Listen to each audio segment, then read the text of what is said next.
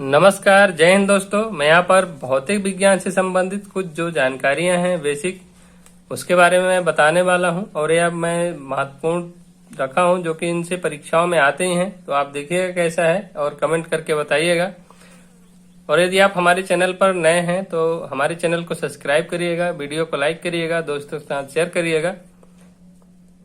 जल को बर्फ बदलने में वक्त लगता है, सूरज को निकलने में वक्त लगता है। किस्मत को तो हम बदल नहीं सकते, लेकिन अपने हौसलों से किस्मत को बदलने में वक्त लगता है।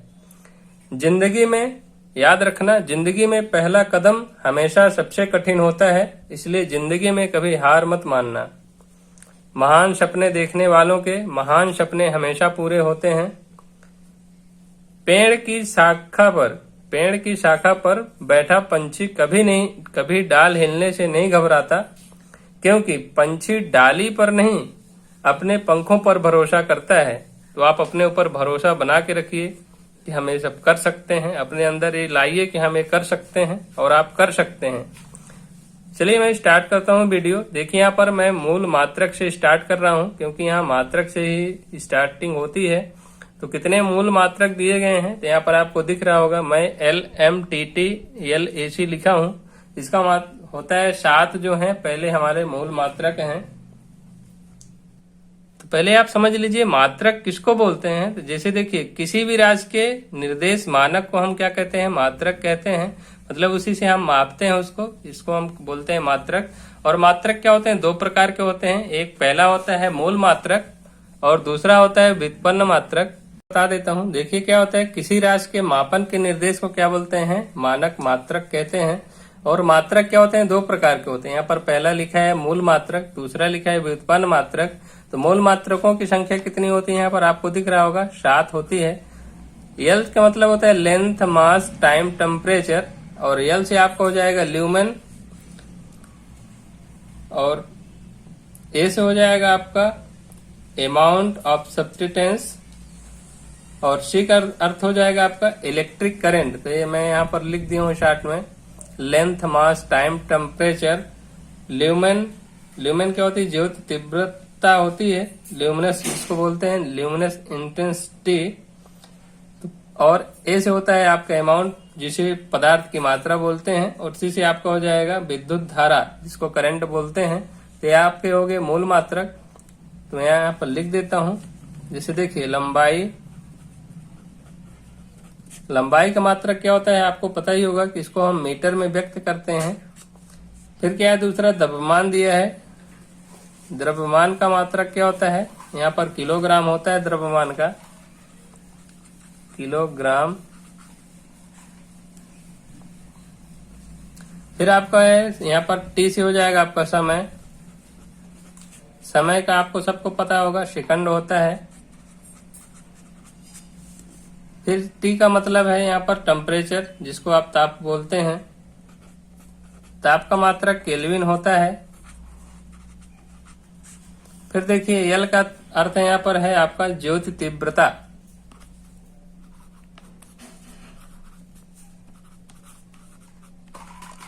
ज्योति तीव्रता का मात्रक कैंडेला होता है। इसको इस्तेमाल CD से व्यक्त करते हैं। ठीक है, एक कैडमियम होती है जिसको CD से व्यक्त करते हैं, ऐसे कैपिटल C रहती है वहां पर, ये कैडमियम होता है। लेकिन यहाँ पर जब कैंडेला देगा तो कैंडेला क्या है? स्मॉल CD से व्यक्त करेंगे आप चीज, इसको यहाँ पर डिफरेंस ध्यान रखिएगा। तो ज्योति तीव्रता का मात्रक यहाँ पर कैंडेला हो जाएगा। फिर देखिए, ये क्या होती है? पदार्थ की मात्रा होती है। पदार्थ की मात्रा, पदार्थ की मात्रा का मात्रक यहाँ पर मोल होता है। फिर देखिए यहाँ पर सी लिखा है। सी क्या होता है? इलेक्ट्रिक करंट, मतलब विद्युत धारा। विद्युत धारा, धारा को हम क्या बोलते हैं? करंट। तो यहाँ पर मैं सी रखा हूं, तो आप याद करिएगा। विद्युत धारा को क्या मात्रक होता है? तो एम्पियर होता है।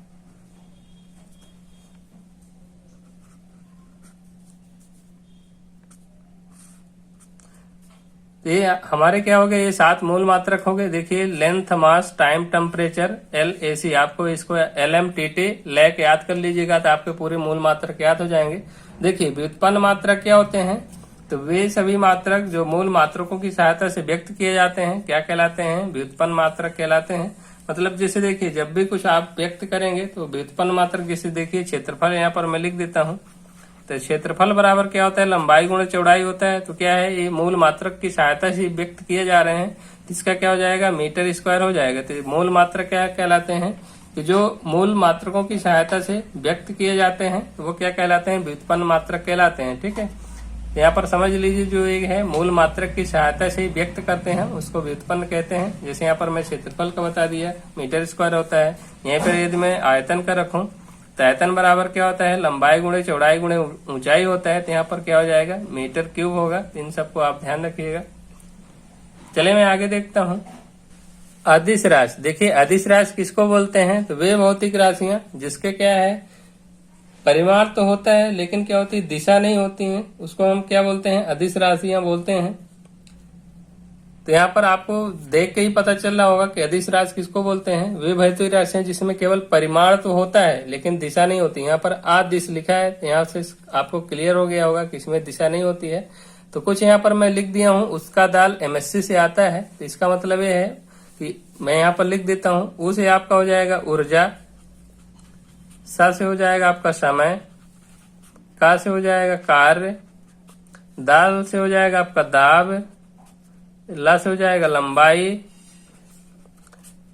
यम से हो जाएगा मास, मास को क्या बोलते हैं हिंदी में? द्रव्यमान। यस से हो जाएगा आपका स्पीड मतलब चाल। फिर सी से आपका हो जाएगा विद्युत धारा। ठीक है, विद्युत धारा। तो आप ध्यान रखिएगा, इतने आप कुछ मेन मैं यहाँ पर लिख रहा हूँ, ये सब क्या आते हैं तो आप यहाँ से आसानी से आप छांट सकते हैं। इन्हीं में से दे देगा, मान लीजिए यहाँ पर दे देता है, जैसे बल दे दिया और पूछ दिया कि निम्न में से अदिश राशि नहीं है, तो आप यहाँ पर बल जब देगा तो सदिश राशि हो जाएगा और शेष इनको दे देगा। ठीक है, तो आप ऐसे छांट सकते हैं। तो उसका दाल MSc से आता है, जो हमारी ट्रिक है। वो से ऊर्जा हो जाएगा, सा से समय हो जाएगा, का से कार्य हो जाएगा, दाल से आपका दाब लंबाई, MSc से आपका मास द्रव्यमान, एस से आपकी स्पीड चाल हो जाएगी, सी से आपका विद्युत धारा आएगा। लेकिन यहीं पर ध्यान दीजिएगा, जब विद्युत धारा घनत्व देगा तो जब विद्युत धारा घनत्व रहेगा तो वहां पर आपका सदिश राशि हो जाएगी। ठीक है, नेक्स्ट हमारा दिया है सदिश राशि। देखिए सदिश राशि किसको हम बोलते हैं? तो वे भौतिक राशियां जिनमें परिमाण के साथ साथ क्या होती हैं? दिशा भी होती हैं, उसको हम क्या बोलते हैं? सदिश राशि बोलते हैं। जैसे आपका यहाँ पर वेग हो गया, वेग, विस्थापन, बल, संवेग, आवेग, ये सभी क्या हैं? आपके यहाँ पर सदिश राशि हैं। यहाँ पर जिसे मैं यहाँ पर बता रहा था विद्युत धारा घनत्व, यहाँ पर जैसे विद्युत और धारा घनत्व हो जाए, ये क्या हो जाएगा? आपका सदिश राशि होगा। लेकिन जब विद्युत धारा मिलेगा ये आपका अदिश राशि होगा। तो इन चीजों को आप ध्यान रखिएगा। यहाँ पर ता से और लिख दीजिए, ता से ताप भी हो जाएगा। ताप यहाँ पर दिया है तो ताप को भी आप ध्यान रखिएगा। ये सब क्या है? आप यहाँ पर आपका ये सदिश और अदिश राशि हो गई। मैं एक बार फिर से परिभाषा बता देता हूँ। अदिश राशि किसको बोलते हैं? जिसका क्या है? परिमाण तो होती है लेकिन दिशा नहीं होता, उसको हम क्या बोलते हैं? अदिश राशि बोलते हैं। सदिश राशि में दोनों होते हैं, परिमाण एवं दिशा दोनों होती है, उसको हम क्या बोलते हैं? सदिश राशि बोलते हैं। और इनकी क्या होती है? एक निश्चित दिशा होती है। जैसे मान लीजिए कोई व्यक्ति है, यहाँ से क्या है, यहाँ तक जा रहा है, तो इसकी क्या है कि कोई एक निश्चित डायरेक्शन है, एक निश्चित दिशा है, ये क्या कहलाएगा? वेग कहलाएगा। और जब व्यक्ति यहाँ से यहाँ तक चला आएगा तो इसका क्या कहलाएगा? विस्थापन कहलाएगा। ठीक है, चलिए मैं आगे बात करता हूँ। यहाँ पर मैं कुछ अन्य मात्रक रखा हूँ। जैसे देखिए खगोलीय इकाई, तो खगोलीय इकाई किसको बोलते हैं? यह दूरी का मात्रक होता है। जो इकाइयां ये सभी जो तीनों यहाँ पर लिखे हैं, खगोलीय इकाई, प्रकाश वर्ष और पारसेक, ये क्या है? दूरी के मात्रक हैं। इनको आप ध्यान में रखिएगा। ठीक है, और खगोलीय इकाई किसको बोलते हैं? इसको देखिए, जैसे यह दूरी का मात्रक होता है खगोलीय इकाई। और जैसे मान लीजिए यह सूर्य है, सूर्य और पृथ्वी के बीच की जो भी दूरी होती है, मतलब ये सूर्य में लिख देता हूँ सन, ये क्या हो गया एयर, इनके बीच की जो डिफरेंस मतलब जो दूरी होती है, इसको हम क्या बोलते हैं? खगोलीय इकाई बोलते हैं। और एक एस्ट्रोनॉमिकल यूनिट मतलब एक खगोलीय इकाई बराबर क्या होता है 1.495 गुणे 10⁻11 मीटर। इसको आप ध्यान रखिएगा। 1.495 495 ऐसे बोलते हैं, लेकिन मैं याद करने के लिए 1.495 गुणे 10⁻11 मीटर बोल रहा हूँ। तो आप इसको ध्यान रखिएगा। एक खगोलीय इकाई बराबर कितना होता है पूछेगा, परीक्षा में देगा तो 1.495 गुणे 10⁻11 मीटर होता है। और यहाँ पर प्रकाश वर्ष भी दिया है। तो प्रकाश वर्ष क्या होता है कि एक प्रकाश वर्ष में निर्वात में चली गई प्रकाश की दूरी क्या कहलाती है, प्रकाश वर्ष कहलाती है। और यह भी क्या है, दूरी का मात्रक होता है। और एक प्रकाश वर्ष बराबर होता है आपका 9.46 गुणे 10⁻15 मीटर, अथवा आपका हो जाएगा 9.46 गुणे 10⁻12 किलोमीटर। ठीक है, इन चीजों को ध्यान रखिएगा। जब भी क्या होगा, इसमें से 3 जीरो आप घटा देंगे तो क्या होगा, ये किलोमीटर में बदल जाएगा। लेकिन जब 3 जीरो लगा देंगे तो वो क्या हो जाएगा, मीटर में रहेगा। यहाँ पर देखिए 15 है, यहाँ पर क्या है 12 है, मतलब यहाँ पर 3 जीरो कम है, इसलिए क्या है ये किलोमीटर में है और क्या है मीटर में है। तो हम इसको किलोमीटर में चेंज कर दिया हूँ। तो 9.46 गुणे 10⁻12 किलोमीटर, अथवा यहाँ पर मीटर में बोलेंगे तो 9.46 गुणे 10⁻15 मीटर है। इन चीजों को आप ध्यान रखिएगा। पारसेक, पारसेक क्या होता है, सबसे दूरी की सबसे बड़ी इकाई क्या होती है, पारसेक होती है। और इसका क्या होता है, एक पारसेक बराबर आपका 3.08 इंटू 10⁻16 मीटर। ये आपका क्या होता है, इस दूरी का मात्रक होता है। और एक पारसेक बराबर 3.08 गुणे 10⁻16 मीटर होता है। और यदि प्रकाश वर्ष में मापेंगे तो क्या होगा, 3.26 प्रकाश वर्ष, मतलब एक पारसेक बराबर आपका हो जाएगा 3.26 प्रकाश वर्ष। ठीक है, इन दोनों चीजों को आप ध्यान रखिएगा कि एक पारसेक जब पूछेगा, एक पारसेक बराबर 3.26 प्रकाश वर्ष, अथवा एक पारसेक बराबर 3.08 गुणे 10⁻16 मीटर। तो जो भी आपको दिया रहेगा उसमें आप टिक करिएगा। इन चीजों को आप 1-2 बार ध्यान से पढ़ लेंगे तो याद हो जाएगा। चलिए मैं आगे देखता हूँ। देखिए आगे मैं यहाँ पर न्यूटन के गति के नियम बताने वाला हूँ, क्योंकि न्यूटन को भौतिकी का पिता कहा जाता है, भौतिकी के जनक कहा जाता है न्यूटन जी को। और इन्होंने क्या किया था, 1687 ईस्वी में अपनी पुस्तक प्रिंसिपिया में सबसे पहले गति के जो नियम दिए थे, प्रतिपादित किए थे। इसलिए इन्हीं के सम्मान में गति के नियम को, जो भौतिकी के नियम है, इसको न्यूटन के गति के नियम के नाम से जाना जाता है। तो देखिए पहला नियम क्या है, यहाँ पर प्रथम नियम क्या कहता है कि यदि कोई वस्तु विराम अवस्था में है तो वह क्या करेगी, विराम अवस्था में ही रहेगी जब तक उस पर क्या है, कोई बाह्य बल आरोपित न किया जाए।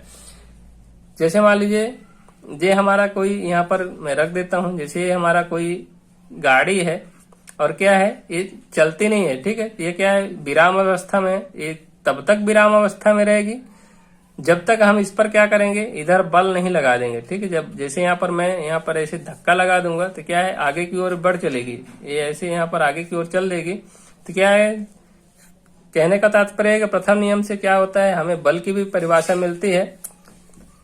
तो हम इसको ऐसे भी कह सकते हैं कि यदि वह गति अवस्था में है, तो जैसे मान लीजिए चल रही गाड़ी, जैसे मान लीजिए कोई बॉल है, ये क्या है, गेंद है, गेंद लुढ़क के आगे की ओर जा रही है, तो जब तक हम इसको रोकेंगे नहीं, जब तक इसको हम इस साइड में जा रही है, जब तक इसको हम रोकेंगे नहीं तो ये क्या है, लुढ़कती रहेगी गेंद। ठीक है, तो क्या होता है, यदि कोई वस्तु गति अवस्था में तो गति अवस्था में रहेगी, और विराम अवस्था में तो विराम अवस्था में रहेगी, जब तक उस पर हम क्या करें, कोई बाह्य बल आरोपित करके उसकी अवस्था परिवर्तन का, हम अवस्था को परिवर्तित न कर दें। यही हमारा क्या कहलाता है, न्यूटन का प्रथम नियम कहलाता है।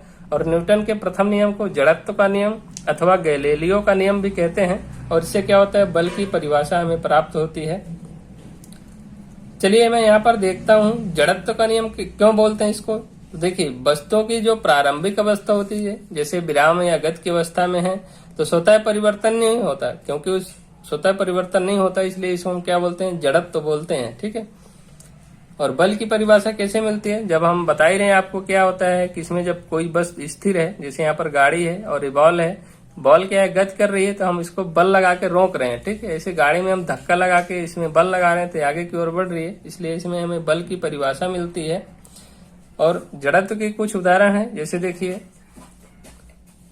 कोई रुकी हुई गाड़ी अचानक चल पड़ती है तो जो इसमें यात्री बैठे रहते हैं तो पीछे की ओर ऐसे झुक जाते हैं, अथवा चलती हुई गाड़ी जब अचानक ड्राइवर ब्रेक लगा देता है तो सवारी आगे की ओर झुक जाते हैं। उसी प्रकार से तीसरा है आपका, जैसे गोली मारने पर कांच में गोल छेद हो जाता है, जबकि पत्थर मारने पर कांच क्या है, फूट जाता है, टुकड़े टुकड़े हो जाता है। चौथा उदाहरण है, जैसे आप हथौड़े में जैसे कोई भी आप बेंट वोट साजते हैं, टांगी हो गई, गैंती हो गई, किसी में आप बेंट साजते हैं तो उसको आप ऐसे नीचे की ओर ऐसे मारते हैं साजने के बाद, तो इसमें क्या, तो उसमें जब भी आप करेंगे तो क्या हो जाएगा, वो कषाय उत्पन्न हो जाएगा। कंबल को क्या होता है, जैसे कंबल में घरों में आप देखे होंगे, कंबल को क्या है, पीटते हैं पकड़कर, तो उसमें धूल के कण नीचे गिरते हैं, तो जो धूल के कण नीचे गिरते हैं वो सब जड़त्व के कारण ही नीचे गिरते हैं। और क्या होता है, जैसे पानी की गिलास आप प्रयोग भी कर सकते हैं, पानी के गिलास पर आप कार्ड रख दीजिए और उसमें ऊपर एक सिक्का रख दीजिए, तो आप जब कार्ड पर बल लगाएंगे तो क्या है, कार्ड तो आगे चला जाएगा, लेकिन जो सिक्का होता है वो विराम अवस्था के कारण गिलास में गिर जाएगा। ठीक है, ऐसे और उदाहरण है, पेड़ की टहनी को, जैसे पके पेड़ को या जब फल पकता है या कच्चा भी रहता है तो आप क्या है, पौधे को जब हिलाते हैं, हिला देते हैं, झकझोर देते हैं, तो फल क्या है, नीचे गिर जाते हैं। ये सब क्या है, जड़त्व के उदाहरण है। देखिए मैं यहाँ पर लिख देता हूं, पहला जो नियम है कि कोई वस्तु विराम की अवस्था में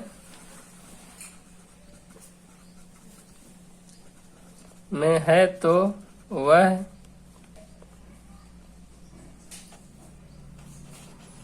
विराम की अवस्था में ही रहेगी जब तक कि उस पर कोई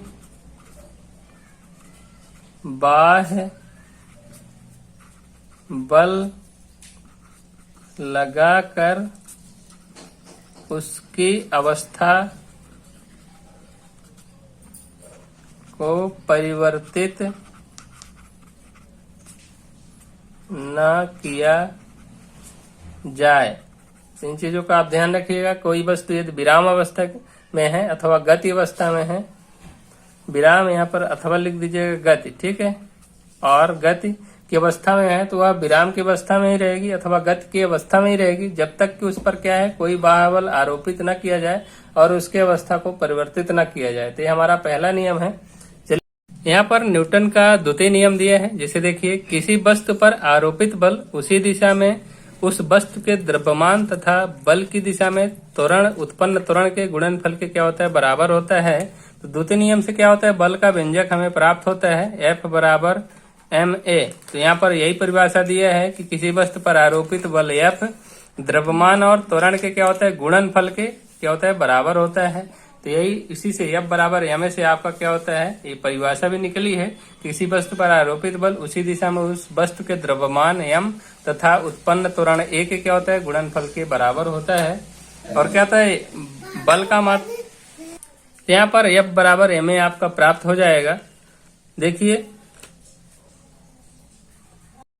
F बराबर ma आपका बल का व्यंजक होता है और इसी से हम बल दूसरे न्यूटन के द्वितीय नियम से ही बल का व्यंजक प्राप्त होता है। और बल का मात्रक देखिए क्या होता है, एसआई पद्धति में बल का मात्रक न्यूटन होता है। और यदि सीजीएस पद्धति में बात करेंगे, सीजीएस पद्धति में आपका हो जाएगा डायन होता है आपका सीजीएस पद्धति में।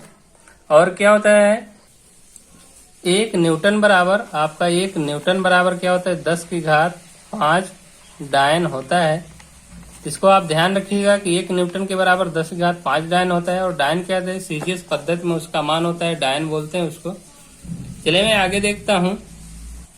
न्यूटन का तीसरा नियम, तृतीय नियम क्या है, प्रत्येक क्रिया के बराबर परंतु विपरीत दिशा में प्रतिक्रिया होती है। जैसे समझिए क्या होता है कि जब बंदूक से गोली छोड़ते समय पीछे की ओर झटका लगता है, जब से गोली चलाते हैं बंदूक में, तो क्या होता है, पीछे की ओर सीने में यहाँ पर कंधे पे धक्का लगता है। और क्या है, दूसरा है नाव के किनारे पर से जमीन पर कूदने पर नाव का पीछे की ओर हटना, नाव खेने के लिए बांस से जमीन को दबाना, कुआं में पानी खींचते वक्त रस्सी टूटने पर व्यक्ति को पीछे की ओर गिर जाना, ऊंचाई से कूदने पर चोट लगना, और रॉकेट का क्या है, आगे बढ़ना। और जो आपका ये रॉकेट बढ़ते हैं पीछे धुआं निकलता है, ये संवेग का संरक्षण से संबंधित होता है। मैं यहाँ पर संवेग की बात कर लेता हूँ थोड़ा। देखिए संवेग बराबर क्या होता है, संवेग को हम P से प्रदर्शित करते हैं। P बराबर क्या होता है, mv होता है, द्रव्यमान गुणे वेग होता है। संवेग किसी गतिमान वस्तु के द्रव्यमान तथा उसके वेग के गुणनफल को वस्तु का क्या कहते हैं, संवेग कहते हैं। और द्रव्यमान क्या है, m है, और v क्या गुणनफल है, इनको हम क्या बोलेंगे, संवेग बोलेंगे। और संवेग आपको पता ही है कि सदिश राशि है। और देख लेते हैं संवेग के क्या है, संवेग और आवेग। आवेग क्या होता है, आवेग बराबर, आवेग को आप जे से प्रदर्शित करते हैं यहाँ पर। तो आवेग क्या होता है, यदि कोई बल किसी वस्तु पर कम समय तक कार्यरत रहे तो बल और समय के अंतर को क्या कहते हैं, समय और अंतर के गुणनफल को क्या बोलते हैं, आवेग बोलते हैं। जे बराबर आपका एफ इंटू टी होता है। बल और समय अंतराल, यहाँ पर टी जो है समय अंतराल से संबंधित है। तो बल और समय अंतराल के गुणनफल को क्या बोलते हैं, आवेश बोलते हैं, आवेग बोलते हैं। यहाँ पर संवेग, जैसे समान गेंद से आती हुई क्रिकेट की बॉल को जब हम कैच करते हैं तो हाथ को पीछे की ओर ले जाते हैं। क्रिकेट खिलाड़ी तेजी से आती हुई गेंद को कैच करते समय अपने हाथों को गेंद के वेग की दिशा में गतिमान कर देता है ताकि वहां पर क्या है, चोट कम लगे। तो यहाँ पर यही संबंधित है, जब फोर्स लगेगा तो यहाँ पर जब पीछे की ओर इसे हाथ को पीछे की ओर खींचेंगे तो समय अंतराल क्या है, समय बढ़ जाएगा और व्यक्ति को चोट कम लगेगी। यही होता है, आवेग से संबंधित होता है। गद्दे या मिट्टी के फर्श पर गिरने पर सीमेंट से बने फर्श पर गिरने की तुलना में कम चोट लगती है, क्योंकि वहां पर गद्दे में जब आप कूदेंगे तो नीचे की ओर गद्दा धंसेगा, जबकि फर्श में क्या है, कोई भी परिवर्तन नहीं होता। इसी प्रकार से आप समझ लीजिए, जैसे आप जमीन पर मिट्टी के बने फर्श पर और सीमेंट के बने फर्श पर कूदेंगे तो सीमेंट वाले में आपको ज्यादा चोट लगेगी, मिट्टी वाले में आपको कम लगेगी, क्योंकि मिट्टी हल्का नीचे धंस जाएगी। तो यहाँ पर न्यूटन से संबंधित जो भी 3 नियम थे उनके बारे में मैं चर्चा कर लिया हूं। और यहाँ पर जो संवेग संरक्षण का नियम है, तो रॉकेट का आगे बढ़ना ये संवेग संरक्षण से संबंधित नियम से ही आधारित है। तो आपको ये वीडियो कैसा लगा आप कमेंट करके बताइएगा। मैं इसी टाइप के आगे भी जो भी भौतिक विज्ञान, रसायन विज्ञान और जीव विज्ञान से संबंधित हैं तो मैं डिटेल से आपको ऐसे बताता चलूंगा परीक्षा के दृष्टि से। आवेग भी यहाँ पर क्या है, सदिश राशि, इसको भी ध्यान रखिएगा। आवेग भी आपकी सदिश राशि होती है। तो यदि आप हमारे चैनल पर नए हैं तो वीडियो को लाइक करिएगा, चैनल को सब्सक्राइब करिएगा। और बहुत सारे वीडियो हैं हमारे चैनल पर, तो आप उनको आसानी से बात कर सकते हैं। जय हिंद, वंदे मातरम।